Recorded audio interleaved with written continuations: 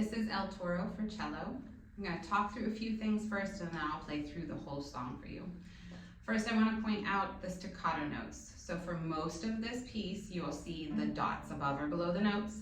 And we want to make sure those bows are stopped very short and like with a lot of space in between. Make sure you're leaving that space. The bow comes to a complete stop at the end of each of those notes. In measure 31, this is now a smoother section, and in each measure you start on beat 2 with an up bow. So in measure 31 we have 1, 1,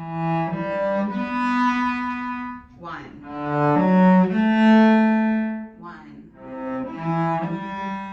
1, and that takes us to 39. Be careful with all your bow lifts through here. We have a lot of downs in this section.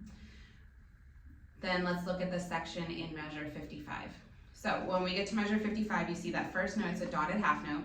It has a fermata over it, and underneath you can see the letters S, F, Z, P. So that stands for sforzando piano, and what that means is to play that note like very suddenly, very heavily accented, very loud, and then immediately back off to a piano. We're gonna play that note, back off, and then keep holding while there is a violin solo. Get that bow close to the fingerboard, tilt it back, very lightweight. And then in measure 56, you have the open D. Do the same thing, nice and quiet. However, this time, while all the other cellos are playing that open D, one cello is going to play the solo. The solo is going to be in position. It'll be start in third and move up to fourth. To find third position, find your fourth finger tape, move your first finger there, and then your third finger falls on the next tape. And that's how we play our first note in measure 56 after the hold. So there we were playing that A.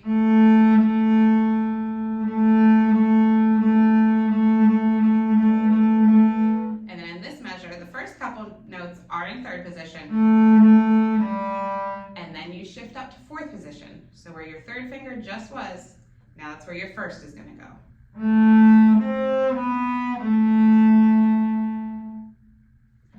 In measure 57, we all have the crescendo and a cello-rondo. So the crescendo means to gradually get louder all the way up through measure 64, and a cello-rondo means we're gonna gradually speed up. So between 57 and 64, we're gonna get a little bit faster, a little bit faster, a little bit louder, a little bit louder. And then at the end of measure 64, we have the DC al coda. The DC tells you to go back to the beginning. So at the end of measure 64, we're gonna jump back to measure 1. You're going to play from measure 1 all the way to measure 44. At the end of measure 44, you see where it says to coda. At that point, you'll jump to the coda at measure 65. It's like your last 2.5 lines. The speed for this piece is dotted half note equals 60. That means, because the dotted half note is 3 beats, we have 3 beats in a measure, that means that 60 is for the whole measure. 1, 2, 3, 1, 2, 3. So you're thinking 3 beats in 1 click.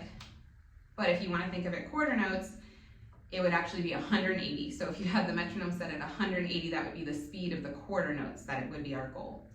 For this recording, I'm going to set the metronome at 100 for the quarter note beat.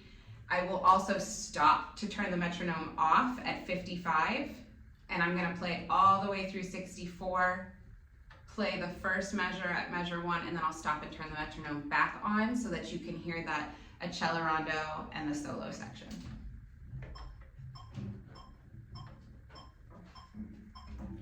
Here we go. 1, 2, 3.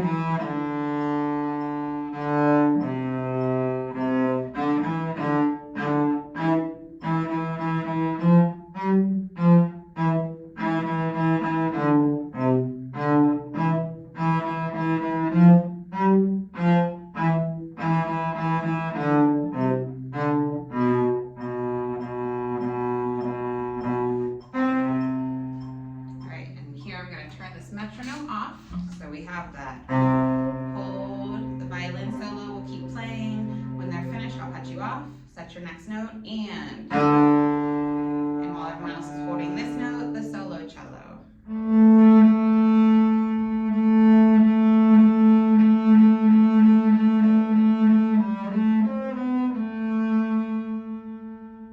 then at measure 57.